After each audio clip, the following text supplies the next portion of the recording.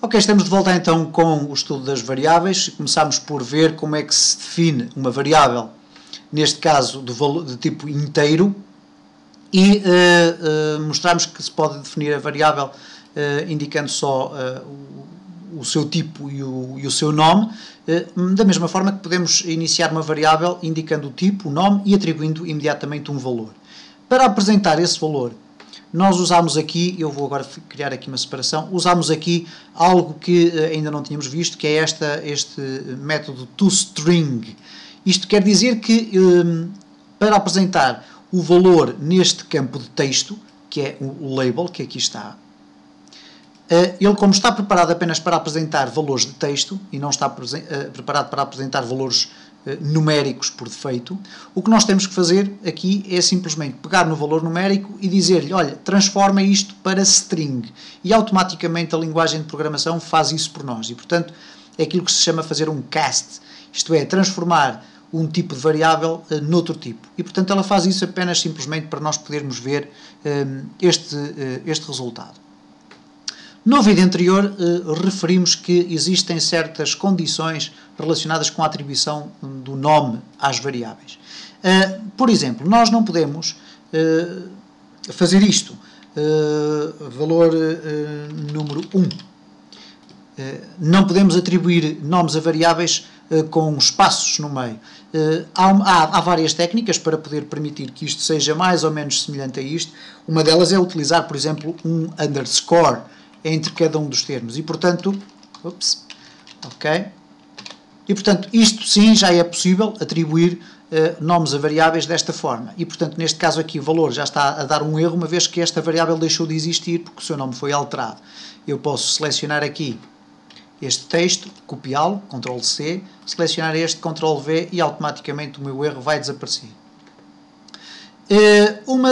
Existem algumas convenções para a definição de nomes de variáveis. Isso é utilizado independentemente do tipo de variável que estamos a criar, se é uma variável de números ou de texto, e algumas das convenções são utilizadas às vezes de forma mesmo académica por parte de quem faz programação, e portanto não abdicam dessa forma de criar as variáveis. Uma das formas mais utilizadas é definir o nome da variável com a primeira palavra não capitalizada e a segunda e as restantes capitalizadas. O que é que isto quer dizer? Por exemplo, se eu quiser dizer, chamar uma variável preço do produto, eu iria escrever preço. Uma das chamadas de atenção que eu faço também é para a não utilização, por exemplo, aqui de um C cedilhado. Não é muito convencional fazer-se isso. E, portanto, vamos fazer preço do produto. Ora, igual a 200. Portanto, temos uma segunda variável criada. Ela está sublinhada a verde, uma vez que não é usada, mas vamos usá-la aqui. E, portanto, preço do produto. Ok? Vamos apagar a primeira, que não vai ser necessária. O que acontece neste caso é que, se repararem, preço do produto não é propriamente um nome fácil de ler à primeira, porque não há espaço entre as palavras e, portanto, torna-se difícil. Então, uma das convenções é a seguinte, é deixar a primeira letra da primeira palavra em letra minúscula e depois as restantes em letras maiúsculas, e, portanto, torna um pouco mais fácil a leitura da variável. Neste caso, temos que ter em atenção que o C# é uma linguagem case sensitive. O que é que isto quer dizer? Quer dizer que o nome das variáveis, neste caso, por exemplo, o nome dos objetos, obedecem ao rigor das letras maiúsculas ou minúsculas. E, portanto, se nós alterarmos esta variável e introduzirmos lá uma letra maiúscula, automaticamente também nós temos que alterar os restantes dados de forma a que a variável seja escrita exatamente da mesma forma.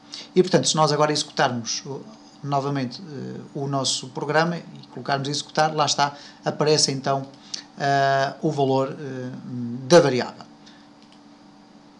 Ainda em relação à identificação das variáveis, já dissemos que não podemos usar espaços entre as palavras. Uma das formas é usar então um underscore, e aí sim facilita-nos de sobremaneira a leitura da variável. E uma das coisas que nós não podemos fazer é iniciar, por exemplo, o nome da variável com algarismos. Se fizermos isto, ele vai dar um erro e vai dizer que não é possível identificarmos as variáveis desta forma, da mesma forma que não é possível, por exemplo, utilizarmos um sinal para identificar a variável. Podemos aqui testar, inclusive, vários sinais e, como podem ver, há aqui logo a assinalar erros de identificação das variáveis. Portanto, para todos os efeitos, uma variável deverá ser sempre definida primeiro com o seu tipo, isto é, dizer que tipo de valores é que ela vai guardar, e depois seguida do seu nome, e o nome deverá começar normalmente por uma letra. E eu digo normalmente, uma vez que é possível, por exemplo, começar o nome de uma variável por um underscore. E esta prática é inclusive utilizada depois, lá mais para a frente, por exemplo, na definição de classes, para definir variáveis locais, mas isso é avançar já bastante no nosso estudo do C#.